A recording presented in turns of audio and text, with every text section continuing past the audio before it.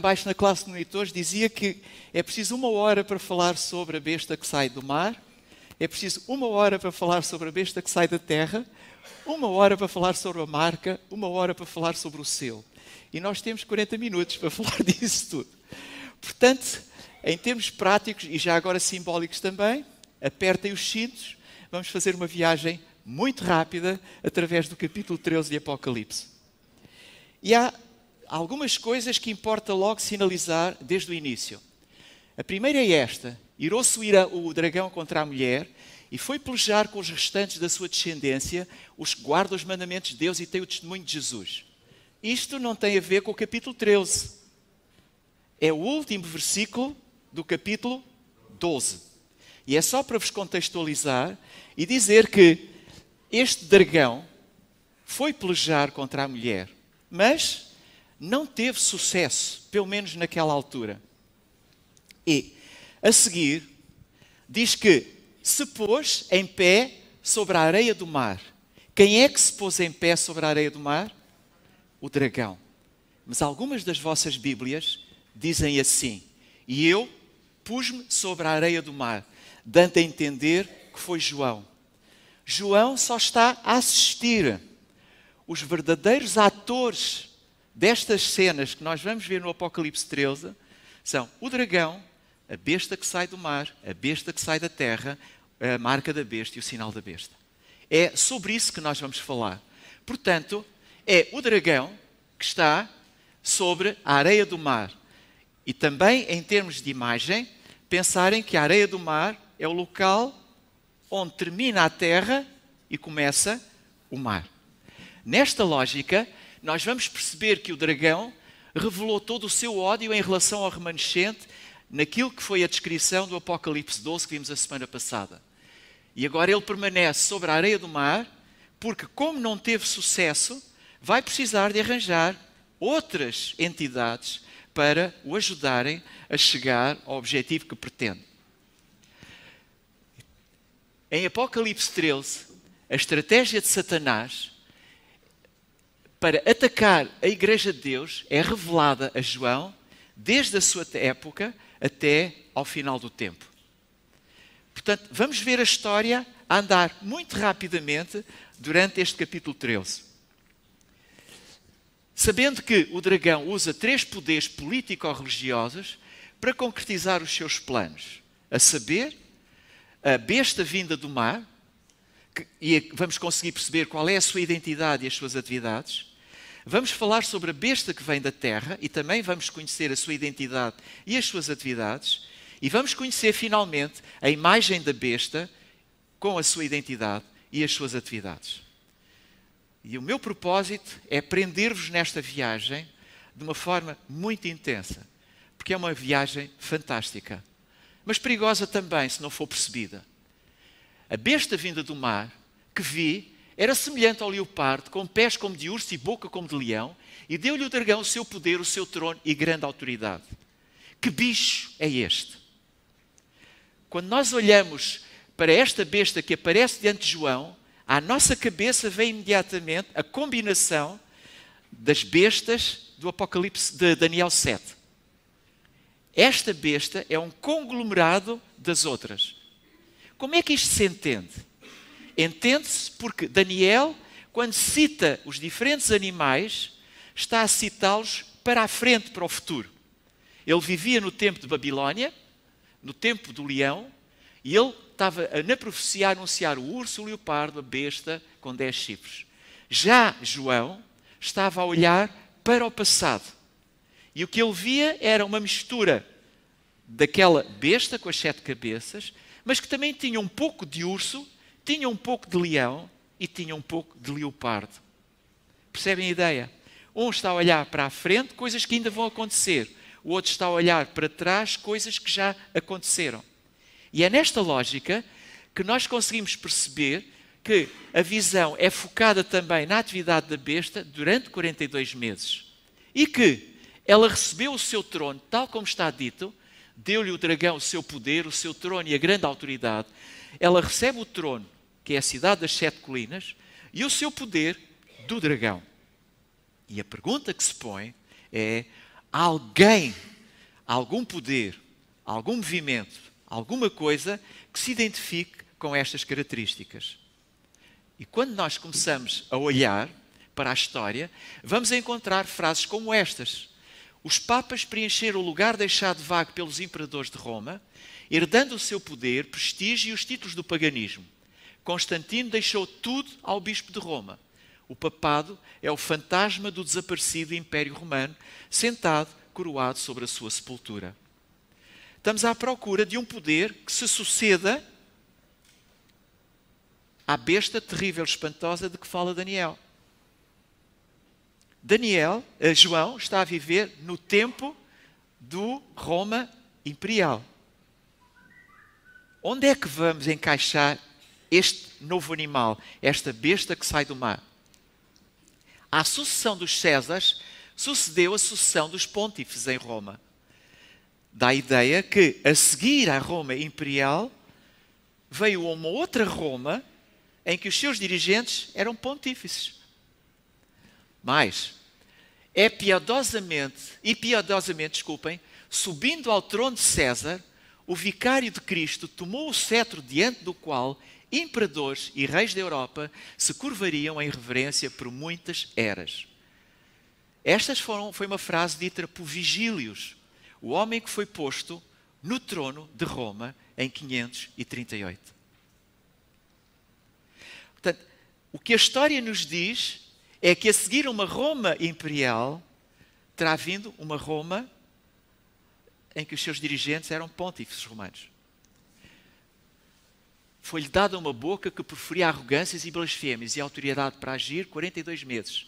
E abriu a boca em blasfémias contra Deus para lhe difamar o nome e difamar o tabernáculo, a saber, os que habitam no céu. Foi-lhe dado também que pelejasse contra os santos e os vencesse. Deu-se-lhe ainda autoridade sobre cada tribo, povo, língua e nação. Quem cumpre estes requisitos? Vamos ver. Quando comparamos Apocalipse 13, que estamos a estudar agora, e há uma coisa curiosa, os primeiros versículos de Apocalipse 13 apontam para o passado. A partir do versículo 11, todo o tempo verbal passa a ser o futuro. Quando nós olhamos para Apocalipse 13 e comparamos com Daniel 7, nós vamos encontrar uma série de frases que estão em Apocalipse, que são conhecidas, que lemos ainda há bocadinho. E quando vamos buscar Daniel, parece que existe uma coincidência. Será que há? Será que não há? Aí está a coincidência, o tempo, 42 meses, um tempo, 2 tempos e metade de um tempo é a mesma coisa, e é o mesmo que 1260 dias. Quando olhamos para estas duas frases, magoará os santos do Altíssimo, foi-lhe dado também que pelejasse contra os santos, é a mesma coisa. Quando olhamos para estas duas frases, é a mesma coisa. Quando olhamos para estas, é a mesma coisa. E aqui também é a mesma coisa. Portanto, o animal que aparece em Daniel e que todos nós interpretamos como sendo Roma papal, em Apocalipse 13, encontra coincidência. E o que é particularmente importante e chama mais a atenção é esta primeira frase. Foi-lhe dada uma boca que proferiria arrogâncias e blasfémias. E aqui é importante perceber o que é que isto quer dizer. É que a blasfémia, há 3 condições de blasfémia. Nós normalmente só falamos de 2. Uma que é ocupar o lugar de Deus, a outra é assumir o papel intercessório de Deus, e às vezes esquecemos de que falar contra o Altíssimo também é uma blasfémia. Percebem que o sacerdote assume o lugar do próprio Salvador quando, ao dizer ego te absolvo, eu te absolvo, ele absolve o pecado. Perdoar um simples pecado requer toda a omnipotência de Deus. Por isso, o sacerdote pode, de uma certa maneira, ser chamado o Criador do Criador. Mas, procura onde quiser, através do céu e da terra, e só encontrará um ser criado que pode perdoar o pecador. Esse ser extraordinário é o sacerdote, o padre católico. Quando a definição de blasfémia diz que quando alguém ocupa o lugar de alguém, e esse alguém é Deus, essa pessoa está a blasfemar. Quem está a blasfemar aqui? Quem usurpa. O próprio Deus está obrigado, ouçam bem esta frase, o próprio Deus está obrigado a aceitar o julgamento dos seus sacerdotes e mesmo a perdoar ou não perdoar, segundo eles rejeitem ou ofereçam a absolvição. A sentença dos sacerdotes precede e Deus subscreve. Dignidade e deveres do sacerdote católico. É um documento oficial da Igreja Católica. Isto faz pensar. Porque ao acontecer e assumir isto, que tem o poder para reclamar, perdoar os pecados de outro homem, está a desviar a atenção das pessoas do verdadeiro intercessor, que é Jesus no tabernáculo celestial. Não precisamos de intercessão no céu, porque aqui temos na terra quem interceda por nós. E é curioso que um sacerdote explicava a quem lhe perguntava o porquê com uma simples frase. As pessoas gostam de ouvir dizer que foram perdoadas. Eu oro, digo ao Deus, perdoa os meus pecados. Não ouço nada. Se ouvir alguém dizer, os teus pecados estão perdoados, as pessoas ficam mais felizes. E com este falso argumento, usurpam o papel intercessório que só a Cristo pertence. Mas, blasfémia era também considerar-se um ser igual a Deus. Prestem atenção a estas citações. Tu és o pastor, tu és o médico, tu és o governador, tu és o esposo e, finalmente, tu és outro Deus na terra. Isto é ou não usurpar o nome de Deus? E é um documento oficial. Nós detemos nesta terra o lugar do Deus Altíssimo. Está nas grandes encíclicas. Mas, sabem que eu sou o Santo Padre, o representante de Deus na terra, o vicário de Cristo, o que significa que eu sou Deus na terra. Discurso de Pio XI, em 92. Não foi assim há tanto tempo. Isto é claramente uma blasfémia. Quem pronuncia as blasfémias? Finalmente, era ainda blasfémia dizer palavras contra o Altíssimo. E aqui vamos assistir a uma coisa terrível, que é a quebra da lei de Deus. O Altíssimo diz, não farás para ti imagens de escultura. Diz, não te encurvarás a elas. E este animal que sai do mar, quebra a lei e diz, não, não, podemos ter imagens para adorar. O Altíssimo diz, eu criei os céus e a terra. E escolhi para mim, como dia santo, o sétimo dia, o sábado. E o que faz a besta? Podemos ler a Bíblia de Gênesis a Apocalipse, mas não encontraremos uma única linha autorizando a santificação do domingo. As Escrituras impõem a observância do sábado, escrito pelo cardeal James Gibbons. Mas observamos o domingo em vez do sábado porque a Igreja Católica transferiu a solenidade do sábado para o domingo. Quem diz palavras contra o Altíssimo? Quem quebrou a lei? Será assim tão complicado entender isto? A verdade é que, quando nós olhamos para estas figuras, a profecia diz que ela vai subsistir durante 42 meses. Será que nós encontramos na história alguma coisa que nos permita dizer que houve um império realmente, um poder, que durante 42 anos dominou, que teve uma ferida mortal e a sua cura aconteceu? Se pegarmos na contagem dos 1260 dias, vamos buscar o ano 538, quando os ostrogotes foram expulsos, e Justiniano deu ao bispo de Roma o poder civil sobre a cidade de Roma. 1260 dias depois, aconteceu a ferida mortal. A 7 de março de 78, a República Romana foi promulgada. O Papa Pio VI foi destornado e foi desterrado. Com isto, todos os historiadores entendem que Roma sofreu uma ferida mortal. Deixou de dominar. Quando Vítor Emanuel estabeleceu a sua corte em Roma, isso significou o fim dos Estados papais.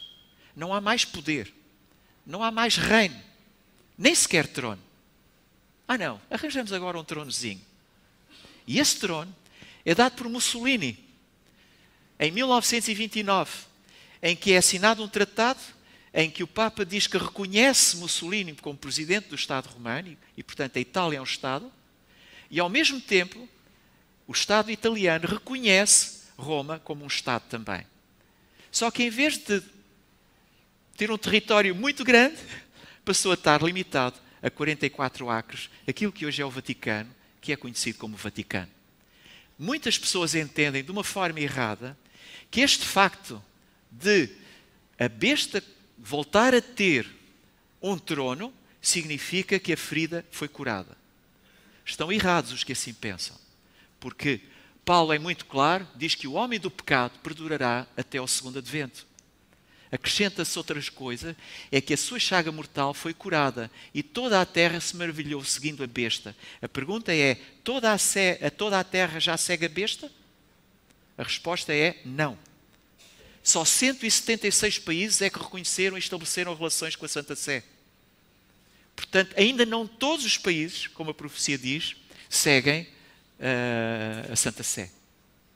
Mas podemos acrescentar ainda que o Vaticano divulgou um documento no qual afirma que fora da Igreja Católica não há salvação. Através deste documento, o Vaticano demonstra explicitamente qual é a sua verdadeira intenção, ou seja, readquirir a supremacia mundial perdida no fim da Idade Média. A pergunta é, já tem a supremacia? Não. Ainda não a tem. Obrigado, Filipe. Segundo o próprio Vaticano, só assim poderá chegar à unidade de todos os cristãos em um só pastor e sanar assim essa ferida que ainda impede à Igreja Católica a realização plena da sua universalidade na história. Um documento de 2007. Estamos a falar de coisas muito sérias. Vejam que, quando nós olhamos para esta sucessão, conseguimos encaixar nestes 42 meses, realmente, Roma papal. Foi-lhe dado que pelejasse contra os santos e os vencesse. Deu-se-lhe ainda autoridade sobre cada tribo, povo, língua e nação. E quem se opusesse era severamente perseguido. A Igreja pode, por direito divino, confiscar a propriedade dos hereges, aprisioná-los e condená-los às chamas. Nesta era, o direito de infligir as mais severas penas, mesmo a morte, pertencia à Igreja. Não existe ofensa mais grave do que a heresia. Tem que ser desenraizada. E o que era a heresia? Era ousar acreditar ou ensinar algo contrário à doutrina ou prática estabelecida.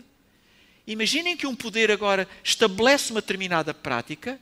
Eu serei um herege se puser o pé e disser, eu não vou por esse caminho. Era o que acontecia.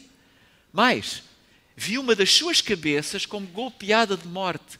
Mas essa ferida mortal foi curada e toda a terra se maravilhou seguindo a besta.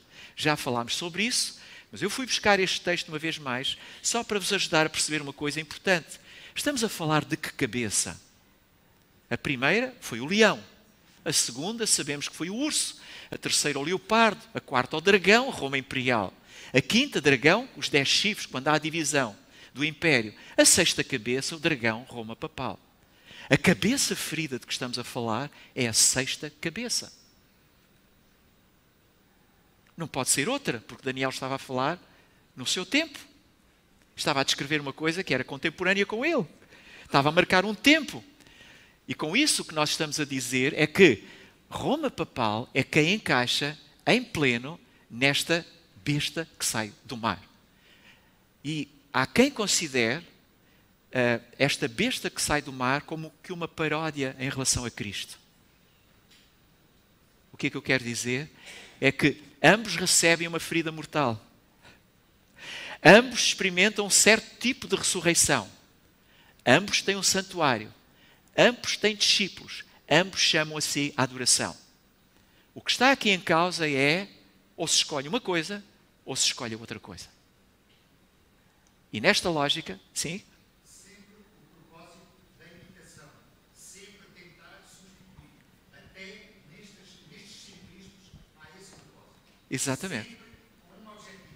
Denegrir o papel de Cristo como ele é na realidade. É uma questão de adoração. A quem adoramos. Mas, seja o que for, o que me espanta também é a exatidão da profecia. Ignorando o que lemos antes, se passarmos aqui e adorar o dragão, porque deu a sua autoridade à besta. também adoraram a besta, dizendo: quem é semelhante à besta? Quem pode pelejar contra ela? E nós vamos encontrar, na sequência que estavas a dizer também, este conjunto de frases: ó Senhor, quem é como tu entre os deuses? Quem é como tu, obrando maravilhas? Ora, a tua justiça, ó Deus, se eleva até aos céus. Grandes coisas tem feito, ó Deus. Quem é semelhante a ti?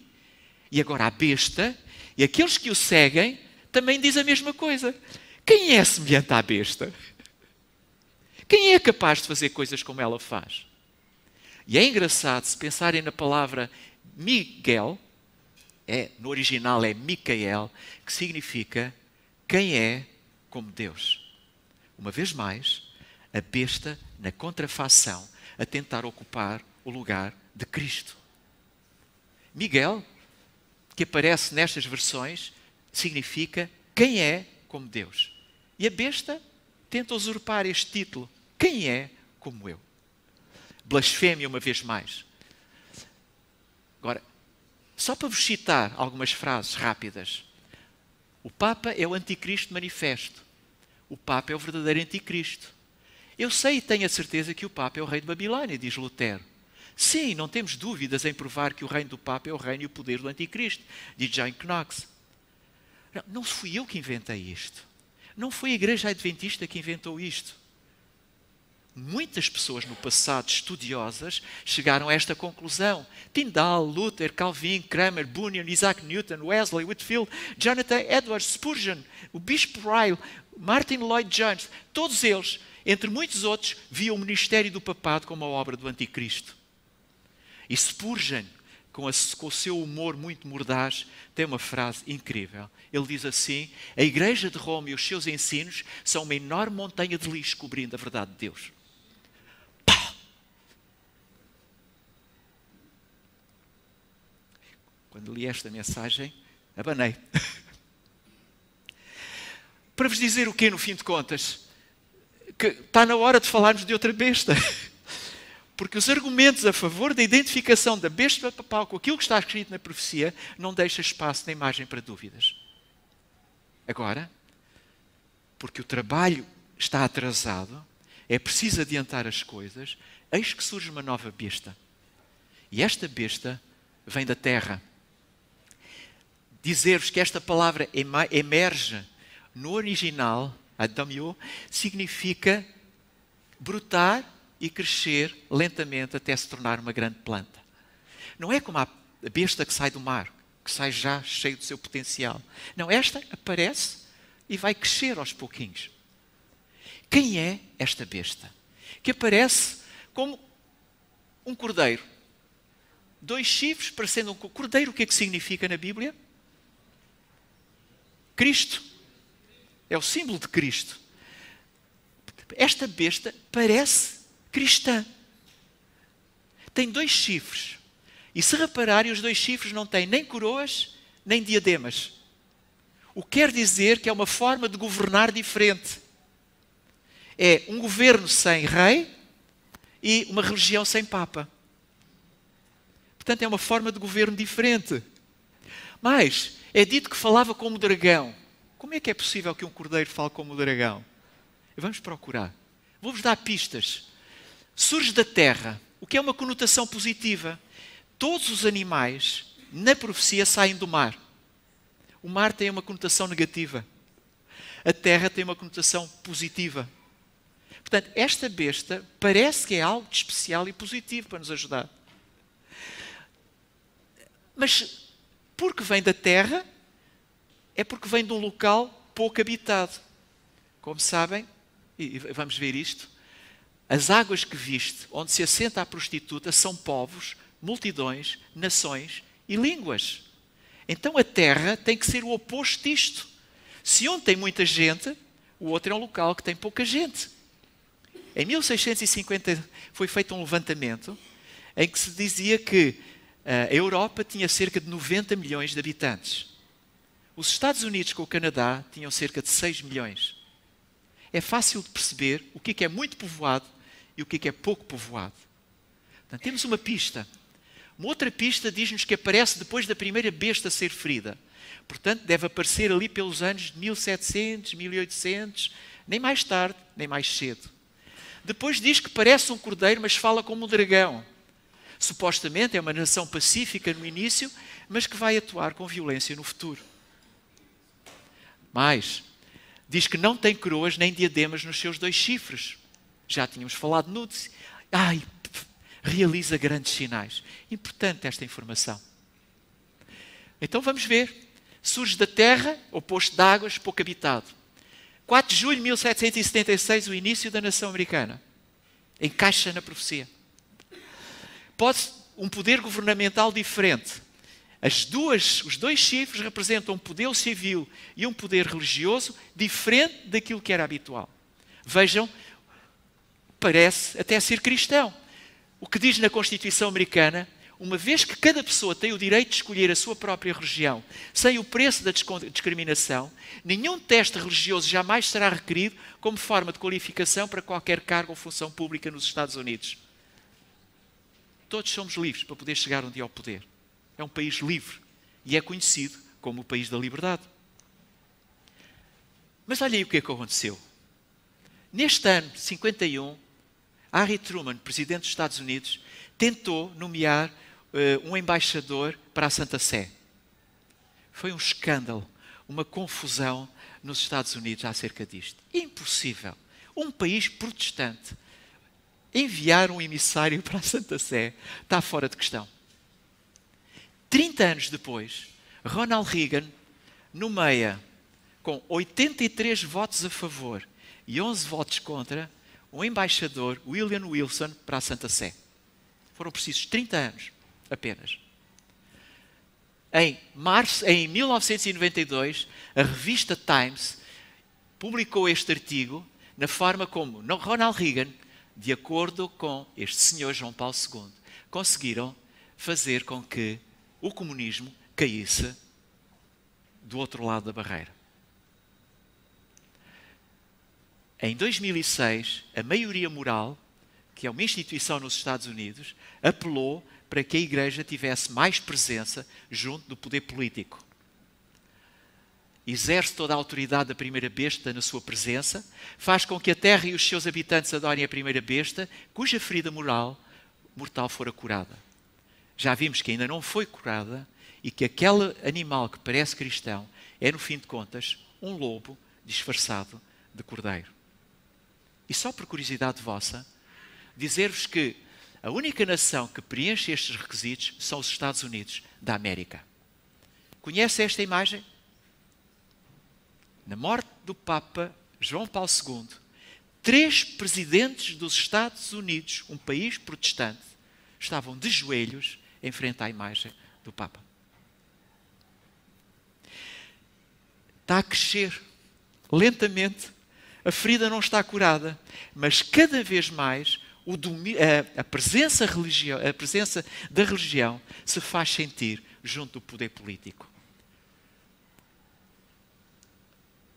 Os Estados Unidos são sempre ouvidos e consultados durante conflitos mundiais, tal como o papado foi durante a Idade Média. As suas opiniões e atos afetam o mundo inteiro. Já se falou que o Japão ia ter a supremacia económica, caiu. Agora fala-se na China. A profecia põe sempre os Estados Unidos à frente. Também opera grandes sinais, de maneira que até fogo do céu faz descer à terra diante dos homens. Isto quer dizer que, em determinada altura, nos Estados Unidos, vai-se assistir a um movimento que fará com que fogo do céu possa descer à terra. Faz-vos lembrar alguma coisa? Elias, não é? Faz lembrar Elias. O que era Elias? Era um profeta de Deus. E era mandatado por Deus. Agora, o que a profecia diz é que em determinada altura vai surgir uma figura que imitará também Elias, fazendo descer fogo do céu. Até aquela ideia do Pentecostes, das línguas de fogo, poderão acontecer também. Mas este é um profeta verdadeiro? A Bíblia chama-lhe o falso profeta, porque está sempre a dizer, estejam tranquilos, tudo se vai resolver. Até anuncia algumas profecias que acabam por não acontecer. Este falso profeta, porque são espíritos de... Desculpem, este falso profeta é neste momento uma das coisas que começamos a assistir a crescer de uma forma quase exponencial nos Estados Unidos. Um outro versículo é este, porque são espíritos demónios que fazem prodígios, os quais vão ao encontro dos reis de todo o mundo para os congregar para a batalha naquele dia do Deus Todo-Poderoso. O que é isto? Alguma vez ouviram falar em espiritismo? Alguma vez ouviram falar numas irmãs? Alguma vez ouviram falar sobre o crescimento do espiritismo nos Estados Unidos e dos prodígios? E há um outro versículo que diz, porque surgirão falsos cristos e falsos profetas e farão tão grandes sinais e prodígios que, se possível for, enganariam até os escolhidos.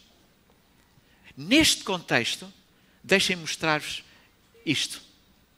Satanás operará com todo o poder e sinais e prodígios de mentira e com todo o engano da injustiça. E todos os que não receberam o amor da verdade para se salvarem serão abandonados à mercê da operação do erro para que creiam a mentira. Mas, imaginem uma situação que não nos é estranha.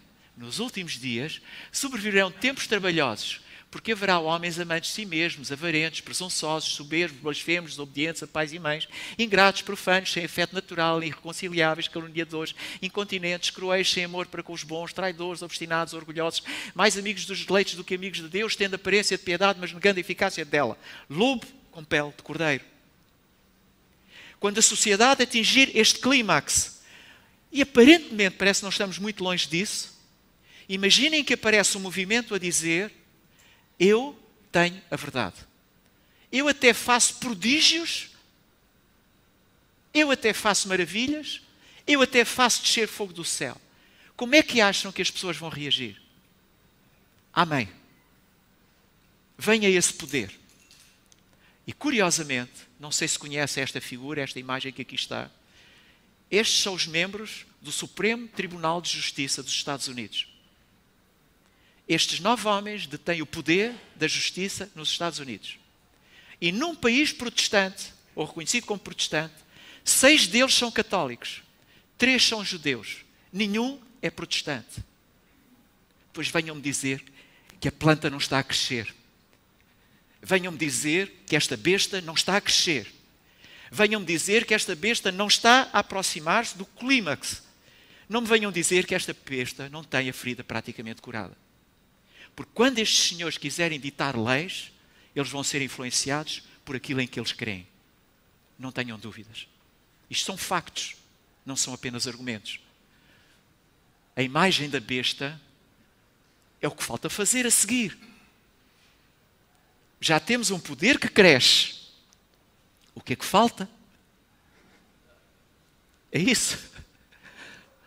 É que, uma vez que o mundo olha para a segunda besta, esta vai sugerir a construção de uma imagem da primeira besta. Porque o que está em causa é o tal espetáculo que vimos no princípio. O dragão parado nas areias do mar, à espera que venham outras potestades para o ajudar a conciliar, a conseguir atingir o seu fim. Isto envolve a criação de uma organização política e religiosa que usa o poder civil para impor doutrinas religiosas, tal como o papado fez durante a Idade Média. Olhem esta frase.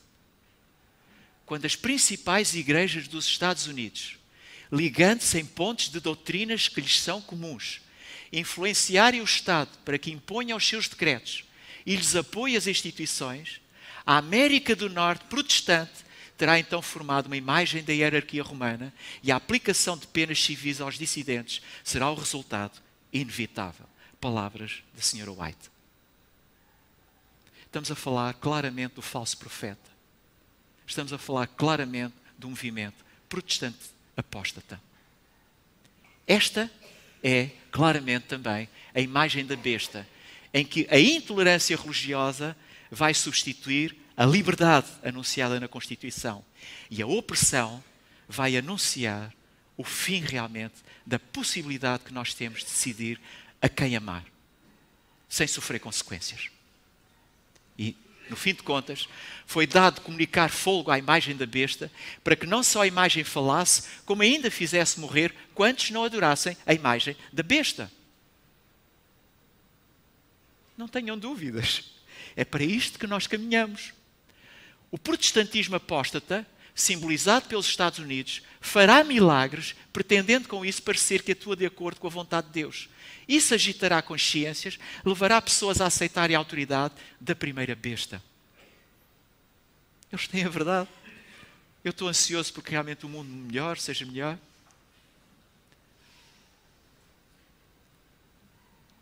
A imagem da besta vai implicar a cura da ferida. E vai implicar também que a todos os pequenos e os grandes, os ricos e os pobres, os livres e os escravos, faz que lhes seja dado certa marca sobre a mão direita ou sobre a fronte. Deixem-me chamar a vossa atenção para um pormenor muito interessante. O sinal, o selo de Deus, onde é que será colocado? Na testa. E a marca da besta? Na testa e na mão. Porquê? A testa significa o consentimento, a aceitação. Há muitas pessoas sinceras dentro do islamismo, dentro do catolicismo, dentro do budismo. Há muitas pessoas que são sinceras. Mas outra coisa é ter o conhecimento da verdade e, porque não me dá jeito, eu aceito e baixo a minha cabeça. Este vai ser o drama. Porque a marca da besta não é um chip, um código de barras ou um mecanismo secreto para controlar as pessoas. É uma questão de adoração. Estamos de acordo, Filipe? É o aceitar a lei de Deus ou a lei dos homens. É algo que separará as pessoas em dois grupos, imediatamente antes da segunda vinda de Jesus. A nossa salvação dependerá de quem adorarmos e porquê. Lembram-se desta imagem na planície de Sousa? Uma multidão toda de cabeça baixa, ajoelhada, 3 homens, sem vergonha, sem medo, em pé. Quantos de nós vamos ser capazes de permanecer em pé? Na verdade, nós receberemos o caráter daquele que adoramos. E com isto, eu olhei e eis que estava o Cordeiro sobre o Monte Sião e com ele 144.000 que em suas testas tinham escrito o nome do seu Pai. É uma questão de caráter que está aqui em causa. E o caráter é colocado em cada um de nós consoante as opções que tomamos. Na verdade, se a luz da verdade nos for apresentada, revelando o sábado do 4º mandamento e mostrando que não há fundamento na palavra de Deus para a observância do domingo, e ainda assim nos apegarmos ao falso sábado, recusando-nos a manter santo o sábado, que Deus chama de meu dia santo, recebemos a marca da besta. Quando é que isso acontece?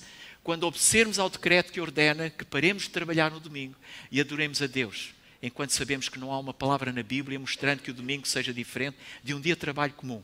Então concordamos em receber a marca da besta e recusamos o selo de Deus. Quando é que nós receberemos o selo de Deus? Não é hoje. É quando a supremacia papal fizer com que a opressão nos atinja e nós não tenhamos capacidade de fazer aquilo que gostávamos de fazer, que era adorar o nosso Deus em liberdade. Na verdade, a marca da besta, para que ninguém possa comprar, vender, ou senão aquele que tiver o sinal ou o nome da besta ou o número do seu nome, aquele que tem entendimento calcula o número da besta, porque é o número de um homem e o seu número é 666. Eu estou mesmo a acabar. Posso? Prestem atenção a estas citações. Porque um dos erros que nós muitas vezes cometemos é 666, pôr logo um título em cima. Antes disso, percebam o que significa o número 6. Quando se menciona Babilónia, o número 6 é sempre destacado. A imagem de ouro de Nabucodonosor tinha 60 côvados por 6 por 6. 6 instrumentos musicais na sua banda dele, Nabucodonosor. Em Daniel 3, a árvore que representava o poder babilónico é mencionada 6 vezes. Belshazzar viu o seu destino selado quando adorava deuses de ouro, prata, bronze, ferro, madeira, pedra. Contem 6 elementos. No Apocalipse, o nome Babilónia aparece 6 vezes. No desafio de Lúcifer a Deus, o pronome pessoal eu e o possessivo meu são usados 6 vezes. Na construção da Torre de Babel, o pronome nós é usado 6 vezes. Para os judeus, o número 6 era um número maldito. Triplo 6 simboliza a tripla união do erro, a saber, a união do dragão, da besta e do falso profeta. Por favor, quando falarem de 666, não digam que é o Vicarious Filii Dei. Também é, mas é muito mais do que isso. O número 6 está sempre associado a Babilónia. Sempre. E Babilónia nós sabemos o que é que representa. Mais do que isso, é percebermos que o 666, porque um número quando é multiplicado, é-lhe dada uma ênfase maior. 666 significa intranquilidade eterna. O número 777 significa a perfeição eterna. 888, vitória eterna. Podermos perceber a numerologia é interessante, porque nos ajuda a desviar-nos daquilo que é o lugar comum, que é olhar para as coisas e dizer Vicarious, contado, representa 112 na linguagem romana, não tinham números, tinham letras. Filii representa 53 e Dei 501. A soma destes 3 números dá 666. Mas não digam, por favor, que isto é porque na mitra do papado está escrito Vicarious Filii Dei. Não é verdade. Não há uma mitra com esta palavra escrita. As fotografias que aparecem foram feitas com Photoshop. Isso, no entanto, não invalida uma outra coisa. É que o próprio Papa se assuma como o Vicarious Filii Dei. E há documentos escritos e assinados por João Paulo, por Pio XII e por outros papas, em que eles põem lá a palavra Vicarious Filii Dei. E como sabem, a palavra Vicarious quer dizer em lugar de. Eu, Papa, estou aqui em lugar de Cristo. Portanto, não é ofensa nenhuma irmos buscar a palavra Vicarious Filii Dei. Mas 666 significa muito mais do que isso. Significa uma intranquilidade eterna. Ao terminar, eu gostava de vos ler este versículo. Ouve Israel, o Senhor nosso Deus é o único Senhor. Amarás, pois, o Senhor teu Deus de todo o teu coração, de toda a tua alma e todas as tuas forças. E estas palavras que hoje te ensino, ou te ordeno, estarão no teu coração. E deverás ensinar os teus filhos como? Em tranquilidade. Na tua casa, com eles sentados no teu colo. Ou enquanto caminhas, andando ao lado deles. É trocar em tranquilidade eterna pela tranquilidade eterna nos braços de Jesus. É disto que o Apocalipse 13 fala. De quem anda a minar o mundo para fazer com que os santos de Deus se percam. A minha oração é que nós possamos todos prevalecer.